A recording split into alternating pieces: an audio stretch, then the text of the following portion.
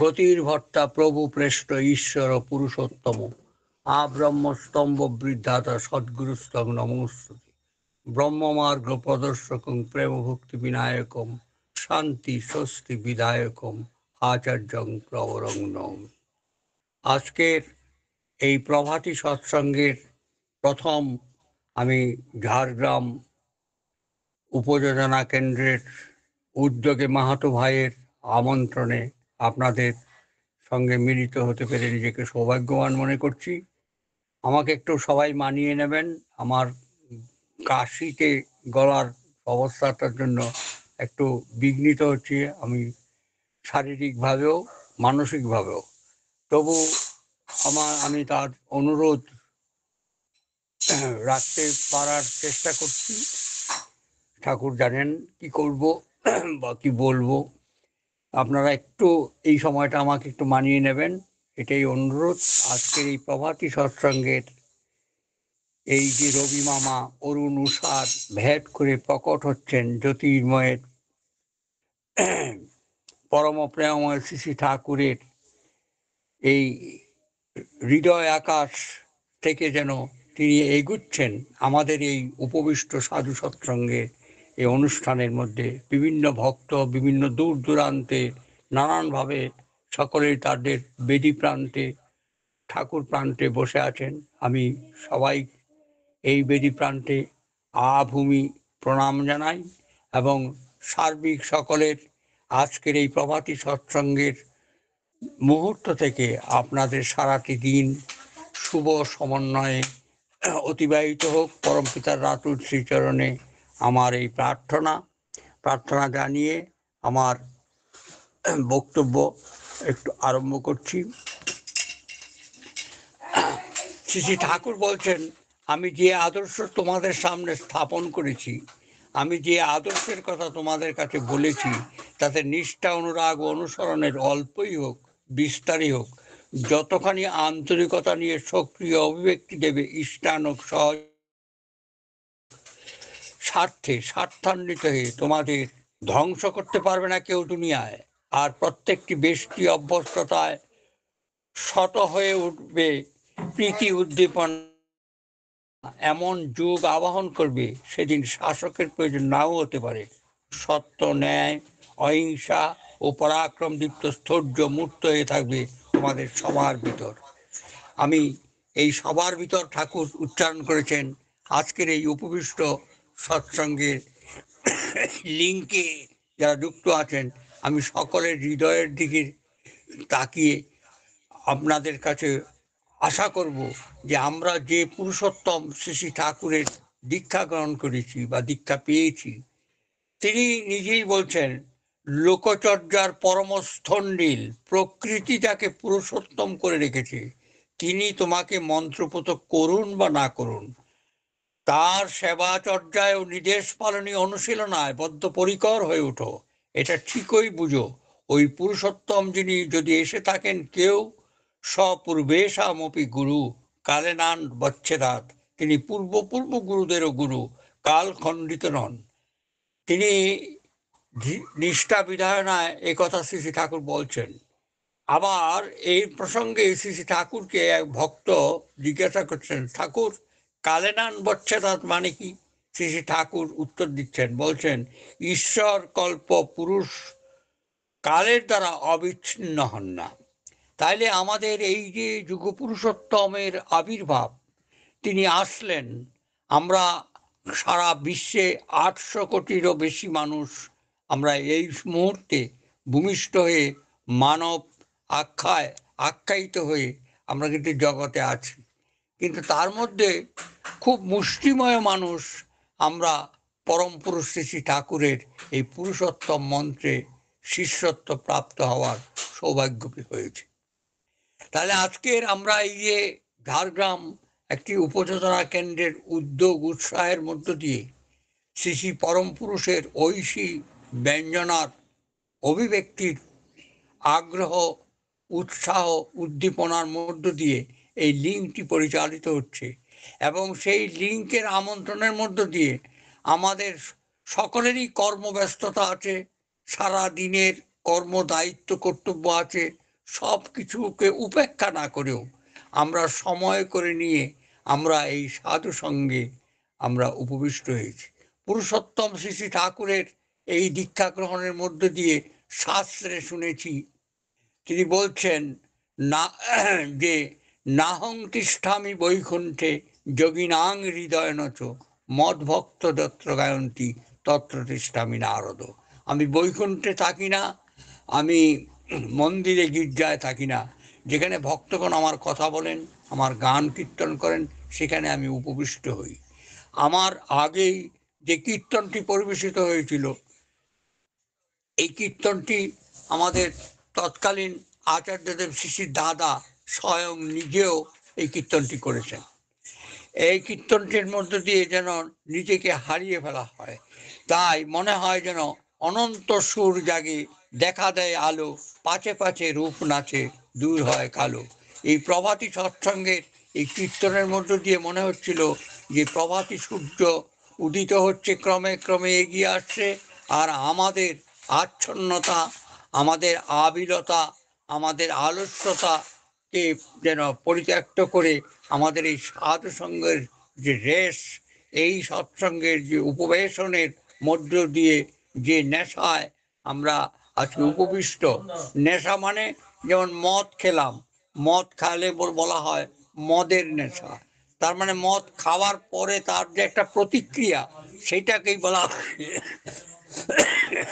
নেশা। তাহলে ঠিক আমাদের ব্যক্তিগত জীবনেরও এই যে সাধু সঙ্গে উপবিষ্ট হইলাম, তার যে নেশা, ইষ্ট নেশা যেটাকে বলি, সেই ইষ্ট নেশা আমাদের কিন্তু সারাটা দিন নেশাগ্রস্ত করে রাখে। এই নেশাগ্রস্ততার মধ্যে ঘর সংসার, গরু ছাগল, ব্যবসা চাকরি, সন্তান সন্ততির প্রতি কর্তব্য, করণীয় সমস্ত কর্মের মধ্যে আমাদের জীবনকে চালাই। সেখানেই মনে পড়ে যে কোথায় স্বর্গ কোথায় নরক, কে বলে তাহা বহুদূর, মানুষেরই মধ্যে স্বর্গ নরক, মানুষেতে ঈশ্বর আসর। তাহলে এই যে ঘর সংসার, এই ঘর সংসারের মধ্য থেকে যে আমাদের ইষ্টবাহী চেতনার মধ্য দিয়ে নিজেদের জীবনকে নির্বাহ করা, যারা করছেন, যারা করে চলেছেন, তারাই সেটা অনুভব করতে পারবেন, তারাই সেটাকে উপলব্ধি করতে পারবেন, এবং বাইরের মধ্য দিয়ে সেটা কোনো সময় কোনোভাবেই সম্ভব না। তাই আজকের এই সাধু সঙ্গে আমি প্রত্যেকটি পরিবার যারা উপবিষ্ট, আমি সকলের কাছে কামনা করব আপনাদের হৃদয়ে শ্রী শ্রী ঠাকুর এই খানিকের জন্য বিরাজ করুন, তিনি উপবিষ্ট হন। পূর্বপুরুষদের স্মরণ মননের মধ্য দিয়ে কৃষ্টি সংস্কৃতির চেতনা নিয়ে আমরা এই সাধু সঙ্গের মধ্য দিয়ে, এই ইষ্ট নেশার মধ্য দিয়ে, ঘর সংসার গেরস্থালির মধ্য দিয়ে আমাদের এই মানব জীবনকে সার্থক করে তুলি। ঋত্বিক দেবতা আমাদের যখন কানে মন্ত্র দিয়েছিলেন, সেই মন্ত্র পাওয়ার পর তিনি যে প্রাথমিকভাবে আমাদের হাতে একটি কাগজ ধরিয়ে দিয়েছেন, জানবেন জীবনের শেষ দিন পর্যন্ত ওই কাগজটি কিন্তু আমার আপনার জীবনের শেষ কথা বলবে। তাই আমরা একটু লক্ষ্য করব যে দীক্ষার সময় আমরা যা পেয়েছি, আজকের তার যে অনুরণন, তার যে অনুশীলন, তার যে কর্তব্য কর্ম, সেটাকে আমি বলছি না সারাদিন আপনি খোল করতাল নিয়ে লাফিয়ে বেড়ান, আপনি সারাদিন মন্দিরে গিয়ে ঘুরে ঘুরে বেড়ান, আপনি সব সময় ডিপি ওয়ার্কের মধ্যে মজে থাকুন, তা না। খানিক সামান্য একটু ব্যাপৃত রেখে নিজেকে 24 ঘন্টার মধ্যে খানিকের জন্য ইষ্টবাহী কর্মের মধ্যে নিজেকে লিপ্ত রেখে সঙ্গ স্বার্থের জন্য, আচার্য সান্নিধ্যকে উপভোগ করার জন্য একটু একটু করে যখন আমরা করে নিজেদের সাংসারিক যাবতীয় কর্তব্য কর্ম নির্বাহ করে চলব, দেখবেন জীবন আমাদের কত সুন্দর, জীবন কত সার্থক। এইখানেই এই পুরুষোত্তম শ্রী শ্রী ঠাকুর অনুকূলচন্দ্রের একটি যে সৎমন্ত্র আমরা আজ পেয়েছি। আপনি দেখুন ঠাকুর কিরকম। আমি আপনাদের সামনে একটি ছোট্ট ঘটনা তুলে ধরছি।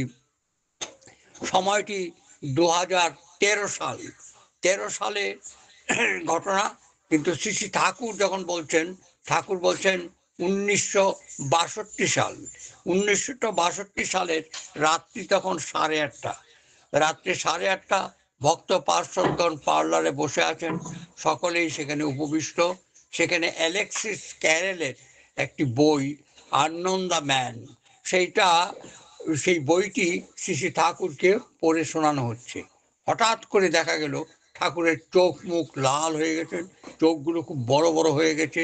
সেই সাদা শুভ্র যে বিছানায় তিনি উপবিষ্ট আছেন, হঠাৎ করে তিনি গুরু গম্ভীর হয়ে তিনি বলতে লাগলেন যে আমি যখন সূর্যের ভিতর দিয়ে আসছি তখন সেখানে আমি ঠান্ডা অনুভব করলাম। কিছু দূর যখন এলাম, সেখানে এসে দেখলাম 5টি তারা, নক্ষত্র একটি তারাকে কেন্দ্র করে একবার তার কাছে যাচ্ছে, তখন তার রং হচ্ছে লাল, আবার যখন দূরে সরে যাচ্ছে তখন তার রং হচ্ছে নীল। আমাকে বেশ আকর্ষণ করছিল। আস্তে আস্তে আমি যখন কিছু দূর এলাম, তখন দেবদেবীরা আমাকে দেখে আরতি করছিল, নৃত্য করছিল, আমার মনকে বিমোহিত করে তুলেছিল। আস্তে আস্তে এমন করে আস্তে আস্তে আমি এক জন্মে আমি রাজার ঘরে জন্মালাম। সেই বাড়িতে সোনার পাতে মোড়ানো একটি বড় গম্বুজ ছিল, আমার বেশ মনে আছে। আবার আরেক জন্মে আমি একটি পাহাড়ের পাদদেশে জন্মালাম, পাশ দিয়ে একটি ঝর্ণা বয়ে যাচ্ছিল, আর বাড়ির পাশের কোনায় একটি ডালিম গাছ ছিল। আমি সেখানে একটা লাঠি হাতে দাঁড়াতাম, আমাকে গারোয়ান বলে ডাকতো। আরেক জন্মের কথা তো আমার মনেই আছে। এই করতে করতে আমি নারী ভুরির মধ্যে জড়িয়ে পড়লাম। যখন আমি ভূমিষ্ঠ হলাম, তখন ইয়া ইয়া করে কাঁদতাম। তখন দাইমা আমার নাভিতে সেঁক দিত, আমার বেশ লাগতো, আমার স্পষ্ট মনে আছে। আবার যখন আমি মঙ্গল গ্রহের ভিতর দিয়ে আসছিলাম, সেখানে খুব লম্বা লম্বা জীব দেখলাম, কিন্তু সেই জীবের বর্ণনা এই পার্থিব জগতে দেওয়া সম্ভব না, কারণ এই পার্থিব জগতের সাথে মঙ্গল গ্রহের সামঞ্জস্য না থাকার, কমন ফ্যাক্টর, ঠাকুরের ভাষায় কমন ফ্যাক্টর না থাকার দরুন। আমি এই যে বলছি, এই বলার মধ্যে কোনো গ্যাপ নেই। তা এই যে পুরুষোত্তম, আমরা ভগবানের, ঈশ্বরের, মহাপুরুষদের জীবন জীবনী লিখি এবং বই পুস্তক আমরা পড়ি, অনুধাবন করি, অনুশীলন করি, কিন্তু পুরুষোত্তম শ্রী শ্রী ঠাকুর এই জগতের বুকে যে ভূমিষ্ঠ হলেন, তিনি যে আসলেন, তার জন্ম বর্ণনাটা তিনি নিজেই দিচ্ছেন। এর বাস্তব ঘটনাটির মধ্যে একটি বাস্তবায়ন, এটা মনে হচ্ছে যেন একটা ভাবের মধ্য দিয়ে কথাগুলো হয়ে যাচ্ছে, কিন্তু একটি বাস্তব জিনিস দেখুন। ওই অ্যালেক্সিস ক্যারেলের আননোন দ্য ম্যান বইটি যখন পাঠ হচ্ছে 1962 সাল, তখন ঠাকুর পাবনার থেকে দেওঘরে চলে এসেছেন। তখন ঠাকুরের সামনে পাঠ করতে করতে ঠাকুর তখন এই যে কথাগুলো বলেছিলেন, এই যে আমি সূর্যের ভিতর দিয়ে যখন আসছি তখন ঠান্ডা অনুভব করলাম। এই 2013 সালে ব্রাউন ডোয়ার্ফ বলে একজন সায়েন্টিস্ট, বৈজ্ঞানিক, মার্কিন পেনসিলভেনিয়া ইউনিভার্সিটি তিনি প্রফেসর, তিনি আবিষ্কার করলেন যে সূর্যের খুব কাছাকাছি 45 ডিগ্রি, -45 ডিগ্রি থেকে -130 ডিগ্রি পর্যন্ত একটি গ্রহ আছে, যেটি খুব ঠান্ডা, এরকম ঠান্ডা। সেটা তার বৈজ্ঞানিক যন্ত্রের মাধ্যমে তিনি আবিষ্কার করলেন। সেই নক্ষত্রের বৈজ্ঞানিক কোড নাম্বার পর্যন্ত তিনি দিলেন, সেই কোড নাম্বারটিও আমার কাছে আছে। তো সেই ব্রাউন ডোয়ার্ফ যখন আবিষ্কার করলেন, সেই সময় এই পৃথিবীতে কোনো রকেট আবিষ্কার হয়নি, তখন কোনো রকেট চাঁদেও যায়নি, তখন কোনো রকেটের কোনো গল্পই নাই। অথচ শ্রী শ্রী ঠাকুর খালি গায়ে ওই পার্লারের মধ্যে সহজভাবে বসে থেকে তিনি 1962 সালে এই যে ব্রাউন ডোয়ার্ফ, যেটা 13 সালে আবিষ্কার করলেন পুরুষোত্তম শ্রী শ্রী ঠাকুর, সেইটি কিন্তু 62 সালে ওইখানে বসে তিনি বললেন। তাহলে আজকের আমরা যে পুরুষোত্তম শ্রী শ্রী ঠাকুরের দীক্ষা গ্রহণ করেছি, তার এই যে বীজ মন্ত্র জপ করছি, এই জপের মধ্যেই চলার মধ্যে আমাদের মধ্যে বেশিরভাগটাই কামনা, বাসনা এবং মানসিক এক চাহিদা নির্ভরশীল হয়ে আমরা কিন্তু এগুচ্ছি। আমার স্বার্থটাকে আমি হিসাবের মধ্যে রেখে আমার জীবনের এই ইষ্টকেন্দ্রিক চলার মধ্যে দিয়ে যেন আমার জীবনের ইষ্টভীতি রাখা, আমার নিরামিষ খাওয়া, আমার ঠাকুরের আলোচনা করা ইত্যাদির মধ্যে ঢুকে পড়ছি। কিন্তু আমার আপনার মানব জীবন এই যে 84 লক্ষ জনি অতিক্রম করতে করতে আমরা এই যে দুর্লভ মানব জন্ম আমরা পেলাম, এই দুর্লভ মানব জন্মের মধ্যে থেকে মৃত্যু তো আমাদের অনিবার্য, মরতে তো আমাদের প্রত্যেকেরই হবে। এইটাইকে শ্রী শ্রী ঠাকুর তার অমীয় বাণীতেও স্বয়ং সহজভাবে বলছেন। শ্রী শ্রী ঠাকুর বলছেন যে আপনারা আমাকে পুরুষোত্তম বলেন, ঠাকুর বলেন, আমি কিন্তু আপনাদের মতোই একজন সাধারণ মানুষ। আমারও রোগ আছে, আমারও ঘুম আছে, আমারও খিদে আছে, আপনাদের মতোই চলা। আমি যখন পরমাত্মার ভাবে ভাবিত হয়ে আমার মুখ থেকে নির্গত হয়, আমি যখন সেইভাবে ভাবিত হই থাকি, তখন সেইটাকে আপনারা ঈশ্বর বলেন, সেটাকে আপনারা ভগবান পুরুষোত্তম বলেন। কিন্তু আসলে আমি আপনাদের মতোই মানুষ। তাই এই জগতের বুকে এই যে ইউনিভার্সাল ল, ইউনিভার্সাল নীতি, এই নীতিকে কোনো পুরুষোত্তম, পার্থিব জগতে দুজন পুরুষোত্তম এসেছেন, একজন পুরুষোত্তম শ্রীকৃষ্ণ, আরেকজন এসেছেন শ্রী শ্রী ঠাকুর অনুকূলচন্দ্র। এই আখ্যায়িত হয়েছেন এই জগতের বুকে। তাই এই পুরুষোত্তম দীক্ষার মধ্য দিয়ে আমরা যে আজকে সৎসঙ্গী জীবন, এই সৎসঙ্গী জীবনকে একটা ড্রামার মতো করে, নাটকের মতো করে নিয়ে আমি 20 বছর, 10 বছর, 20 বছর, 30 বছরের জন্য অতিবাহিত না করে আপনার আমার যে বাস্তব ঠিকানা আছে, আজকে যেমন SIR এ আমরা সকলেই সচেতন হচ্ছি যে আমার বাপ ঠাকুর দাদার নাম আছে তো, আমার নামটা উঠেছিল তো, ঠিক তেমনি করে শুধু ইষ্টভীতির কোড নাম্বারের মধ্যে চাঁদার মতো করে, অফিসিয়াল ম্যানারের মতো করে ওই নামকে না রেখে আমার আপনার কৃষ্টি সংস্কৃতির উদ্গাতা যিনি, কৃষ্টি সংস্কৃতির সচেতন ধারাকে শ্রী শ্রী ঠাকুর, যে ঠাকুর এই জগতের বুকে তুলে ধরলেন, তিনি পুরুষোত্তম শ্রী শ্রী ঠাকুর অনুকূলচন্দ্র। সেই চেতনার মধ্য দিয়ে গতকাল রাত্রিবেলা যখন আমার কাছে ফোন এলো এই মাহাতো ভাইয়ের, তখন আমি তাকে জিজ্ঞাসা করেছিলাম যে মাহাতো কি কুর্মী? বলে হ্যাঁ।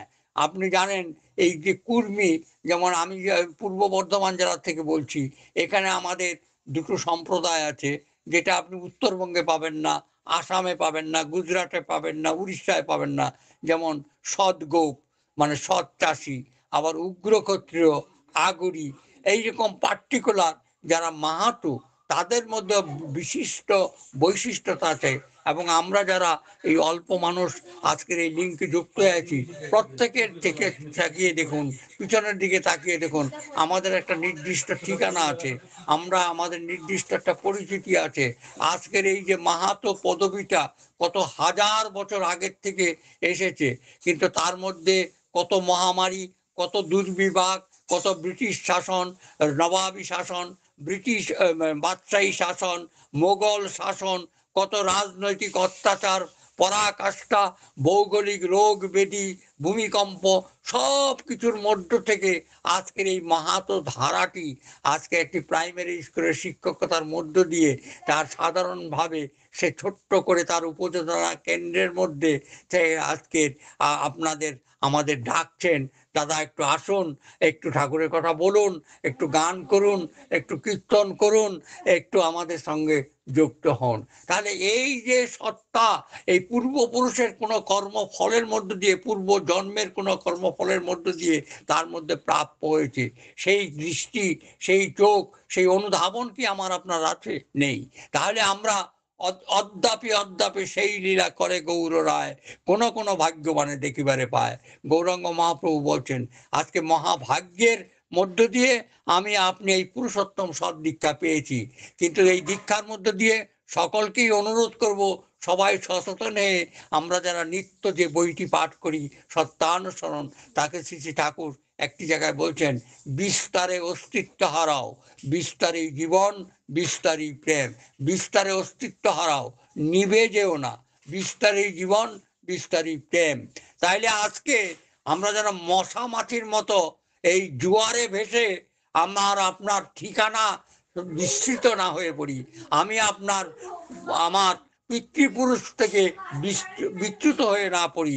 তাই এসআই এর জন্য যেমন আমাদের এখন কাগজপত্র নিয়ে দৌড়াদৌড়ি, আপনার ঘরের আপনার সংসারে যেখানে ধূপ ধুনো দিয়ে আপনার ঠাকুরকে আপনার মতো করে বসিয়ে করছেন, সেখানে সেই যে দীক্ষাদাতা ঋত্বিক দেবতা কানে মন্ত্রের সময় আপনাকে যে প্রথম প্রাথমিক যে কথাগুলো বলেছিলেন, সেই কথাগুলোকে স্মরণ মননের মধ্যে রেখে সহজ স্বাভাবিকভাবে যজন যাজন ইষ্টিভীতির মধ্য দিয়ে নিজেদের বংশ পরম্পরার মধ্য দিয়ে পূর্বপুরুষদের স্মরণ মননের মধ্য দিয়ে যার যেমন অর্থনৈতিক স্ট্যাটাস, যার যেমন অবস্থান, সেই অবস্থার মধ্যে দিয়ে চাল চলন চরিত্র বৈশিষ্ট্যের বিশিষ্টতাকে বজায় রেখে আমাদের জীবনকে যদি সৎসঙ্গী করে এই মহামন্ত্রের শিষ্যত্বকে আবহমান কাল ধরে রাখার এই প্রয়াস, এই প্রবৃত্তি, এই মনোবৃত্তি আমি আপনি পোষণ না করি, আমি আপনি যদি ওই সাময়িক একটা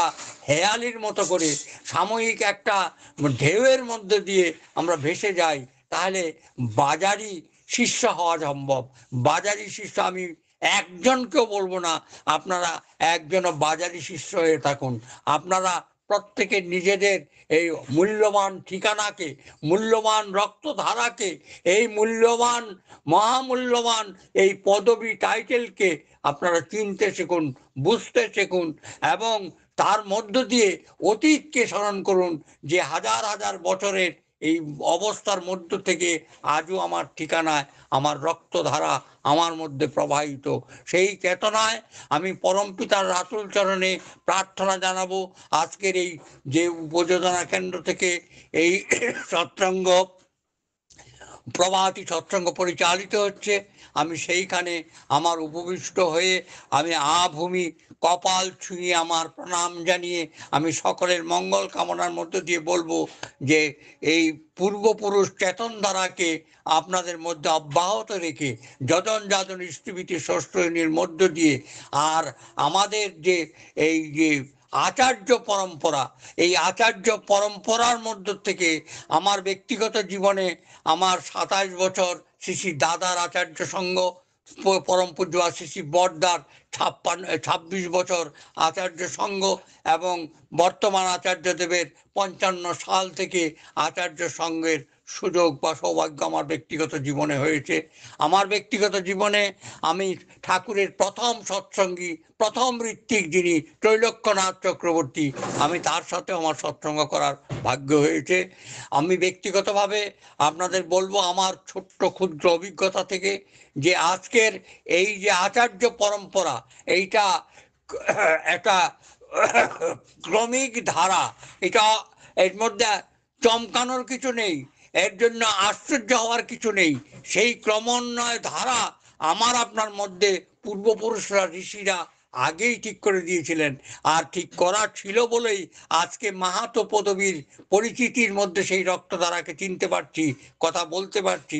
আমি স্নিগ্ধেন্দ্র চক্রবর্তী, আমাকে চক্রবর্তী বলে আপনারা পাচ্ছেন, আমি সেই কথা আপনাদের সামনে পরিচিতি দিতে পারছি। তাহলে ঠিক তেমনি শ্রী শ্রী ঠাকুর এই পুরুষোত্তম, তিনি তার এই জ্ঞাত ধারাকে অব্যাহত রেখে তার সেই ধারার চেতনাকে তিনি তুলে এনেছেন এই আবহমান কাল চলার জন্যই। এটা নূতন কিছু না আমাদের কাছে, এটা আশ্চর্যের কিছু নয়। এই আশ্চর্য পরম্পরাকে শ্রী শ্রী ঠাকুর বলছেন কিলক একজন লাগবেই, কিলককে নিয়েই চলা। শ্রী শ্রী ঠাকুর তার ধৃতি বিদায়না পুস্তকে শ্রী শ্রী ঠাকুর 82 নম্বর বাণীতে বলছেন, ধৃতি বিদায়না গ্রন্থে, যে ইষ্ট বা আদর্শের পাদপীঠ মূলে অনুষ্ঠানের অবস্থিতি বেদী মূলে অনুষ্ঠান যজ্ঞকে কখনোই আলাদা করে তজ্জাতীয় কিছু করতে যেও না। তাই আজকের এই যে লিঙ্কটি চলছে, এই লিঙ্কের মধ্যে একজন কিলক চাই। এই কিলকেন্দ্র একজন যদি না থাকে তাহলে কিন্তু এই লিঙ্কটা পরিচালিত হতে পারে না। ঠিক তেমনি করে আমাদের এই আচার্য পরম্পরার ধারাবাহিকতায় আজকে যেমন আমাদের অবিনবাবুকে দেখছেন, এই অবিনবাবুর পরেরও যে ধারাবাহিকতা, তারাও অপেক্ষামান, আমি আপনিও এরকম অপেক্ষায় ছিলাম। সেই অপেক্ষার মধ্যে থেকে আমি আপনি আমি আপনি প্রত্যেকেই সেই এই বাবা মার ঠিকানার মধ্যে দিয়ে ভূমিষ্ঠ হতে পেরেছি, এই জগতের বুকে আসতে পেরেছি, এবং পূর্বজন্মের কর্মফলের মধ্য দিয়েই আমরা এই সৎনাম, এই সৎ দীক্ষা পেয়েছি। তাই এইটাকে ভুল করে একটা জাগতিক নাচানাচির মধ্যে মানে লাফালাফির মধ্যে দিকে যাতে আমাদের এই অমূল্য সময়কে, অমূল্য মানব জন্মকে, আমার আপনার জীবনের মূল্যায়নকে নষ্ট না করে ফেলি। পরমপিতার রাতুল চরণে প্রার্থনা জানাই আপনাদের জীবনের মর্যাদা, জীবনের মূল্যায়ন আমার প্রত্যেকেই যেন খুঁজে পাই, এবং আমরা যেন আত্মহারা না হয়ে, আবিষ্ট না হয়ে এই সৎ দীক্ষার, সৎ ব্যবস্থাপনার যে উপযুক্ত ব্যবহার, সেইটা যেন ক্রমান্বয়ে আমার আপনার রেতধারার মধ্যে, বংশধারার মধ্যে অব্যাহত থেকে আমরা সৎসঙ্গী জীবন নিয়ে আমাদের জীবনকে অতিবাহিত করতে পারি। সমাজ, পরিবার, বেষ্টি, আত্মীয়, কুটুম সব কিছুর মধ্য দিয়ে আজকে কৃষ্টি সংস্কৃতির পক্ষে বিবাহ প্রথা বলুন, রাজনৈতিক ডামাডোল বলুন, সব মধ্য থেকে আজকে আমরা নাজেহাল। আজকে আমরা বিশ্বাসযোগ্য একটা মানুষ, একটা নির্ভরতা আমরা পাই না। আমরা একটা মনের দুঃখের কথা বলতে পারি না। আজকে আমাদের মুখে সেই হো হাসি উড়ে চলে গেছে। আজকে এমন একটি সমাজের মধ্যে, এমন একটা যুগের মধ্যে আছি, রাহাজানি, বাটপাড়ি, মানে জোচ্চুরি থেকে আরম্ভ করে জগৎ ছেয়ে গেছে। আজকে নিরাপত্তা বলে আমাদের কিছু নেই। তো সেই জায়গায় আজকে আমরা যে সঠিক সৎসঙ্গী হয়ে, হৃদয়ের সাথে হৃদয় মিলিয়ে, জীবনের সাথে জীবন মিলিয়ে, অন্তরের সাথে অন্তর মিলিয়ে আসুন আমাদের এই সৎসঙ্গের এই সুন্দর প্ল্যাটফর্মে, এই অনলাইন টেকনিক্যাল স্মার্টফোনের সুবাদে সৌজন্যে আমাদের জীবনকে সার্থক করে তুলি, আমাদের পরিবারকে সার্থক করে তুলি, আমাদের সন্তান সন্ততিকে মানুষ করে আমাদের এই মানব জন্মকে সার্থক করে তুলি। এবং তাহলেই আমাদের এই সৎসঙ্গের উপভূষণ, আমাদের এই সৎনাম গ্রহণ করা, যজন যজন ইষ্টভীতি আচার্য পরম্পরার মধ্য দিয়ে চলা, এমনকি এই অবিনবাবুর ঘরে যে আসবেন আগামী দিনে, যে আচার্য হবেন, তার ঠিকানা জানি না, নাম জানি না, চিনি না, কিন্তু জানবেন তারাও অপেক্ষমান যে কে সেইখানে জায়গা নেবেন। যেমন করে আমরা বিভিন্নভাবে নিজেদের জায়গা করার চেষ্টা করি, ঠিক এমনি করে এই আবাহমান রেতধারা আমাদের থাকবে। সেই রেতধারার মধ্যে দিয়েই আমার আপনার ভাগ্য নিয়ে আমরা জন্মগ্রহণ করেছি। তাই এই দুর্লভ জীবনের এই সুন্দর সম্পদ পাওয়ার পর নিজেরা আসুন মূল্যায়ন করি, অনুরণন করি, অনুধাবন করি, উপলব্ধি করি। আর সংসার, হেঁসেল, রান্না করা, গরু ছাগল দেখা, ঘর বাড়ি পরিষ্কার রাখা, সব কিছুর ছেলে মেয়েকে মানুষ করা, বুকের দুধ খাওয়ানো, সব কিছুর মধ্যে সেই মনকে ইষ্ট নেশায় নিবিষ্ট রেখে সার্থকতা লাভ করি। আসুন জীবনের পথে আমরা আমাদের সংকল্প ভক্তিতে উচ্চারণ করি ঠাকুরের ভাষায়, জীবন সপিয়া জীবনের স্বর, পেতে হবে তপ পরিচয়, বাজাতে হবে তোমারই বিজয় ডঙ্কা, সকল শঙ্কা করি জয়। জানি আমার বাপের বাড়ি, আমার বাবার ঘরে আর্থিক নানান রকম অবস্থা, ভাই বোনদের কেচর মেচর, নানান রকম অবসাদ অবগ্রস্তের মধ্যে আছি। আসুন কবির ভাষায় স্মরণ করি, তীরের সঞ্চয় পড়ে থাক তীরে, তাকাশ নে ফিরে সম্মুখের বাণী, নিক্তুরে টানি পশ্চাতের কোলাহল হতে। আজকের জীবনের পথে আসুন আমাদের সেই সার্থকতায় আমরা সার্থক হয়ে উঠি, এবং সেই সার্থকতার মধ্য দিয়ে আমাদের পূর্বপুরুষ চেতন ধারা ধর্ম যদি ছাড়তে হয়, জোর গলাতে বলছি আমি, নিচক সেটা ধর্ম নয়। আজকে পুরুষোত্তম শ্রী শ্রী ঠাকুর যেটা বলছেন, আজকের এই যে বাদের যুগ আরম্ভ হয়েছে, রাজনৈতিক উড়ন প্রেরণ আরম্ভ হয়েছে, ঠাকুর বলছেন যেই বাদের এই হোসনাবাদী জীবনবাদী, আসলে তুই জীবনটাকে করতে কায়েম, চল চষে জীবন ভুই। এই জীবন ভুইকে চষে এই কীর্তনের মধ্য দিয়ে, এই কর্ষণের মধ্য দিয়ে আমাদের জীবনকে সার্থক করি। আজকে কুর্মী ভাইয়ের মানে আমন্ত্রণে আপনাদের সঙ্গ এসে আমরা বলতে ইচ্ছা করে আমরা বিপ্লব চাই, কিন্তু বিদ্রোহ চাই না। আমাদের বিপ্লব অমৃতের অভিযানের বিপ্লব, আমাদের বিপ্লব আমাদের সৎসঙ্গী আন্দোলন, ইহকাল কালের আন্দোলন, সৎসঙ্গে আমরা আমাদের এই জীবন বিপ্লব, দুর্লভ মানব জন্মের সার্থকতার বিপ্লব। আসুন আমাদের জীবনের পথে ওই সহজ ভাষায় ঠাকুর যেখানে বলছেন যে পিতৃকৃষ্টি পূরণ প্রবণ থাকলে ওঠোর সেই ধারাটি শাক্ত আর বৈষ্ণব খ্রিস্টান মুসলিম সবই খাটি, ওই চলা তোর বাতিল করে স্বর্গ যদি যাস রে তুই, জোর গলাতে বলছি আমি স্বর্গ ও তোর নরক ভুই। তাই সাবধান, আমাদের জীবনকে আসুন সার্থক করি পরমপিতার রাতুল চরণে সকলের সার্বিক এবং কল্যাণ মঙ্গল প্রার্থনা করি। পরমপিতা আপনাদের জীবনের চেতনার মধ্যে দিয়ে আগামী এগিয়ে নিয়ে চলুক এবং সকলের কাছে আমায় কি বলতে গিয়ে কি বলতে বলে ফেলেছি আমাকে একটু নিজেরা ক্ষমা করে নেবেন। পরমপিতার রাতুল চরণে প্রার্থনা জানাবেন আমরা সবাই যেন সেই এক সুরে, এক হৃদয়ে, এক প্রাণে সৎসঙ্গী জীবন, ভক্ত জীবন এবং জীবনের মধ্য দিয়ে অমৃত আস্বাদনের মধ্য দিয়ে আমরা যেন এই নিপীড়িত নিষ্পেষিত আজকে জঞ্জাল জর্জরিত এই জগতের বুকে মানুষ হয়ে আমরা বাঁচতে পারি। সবাই সকলের জন্য সকলেই এই প্রার্থনা রাখবেন। পরমপিতার প্রাতুল চরণে এই প্রার্থনা জানিয়ে আমার বক্তব্য শেষ করলাম। জয় গুরু।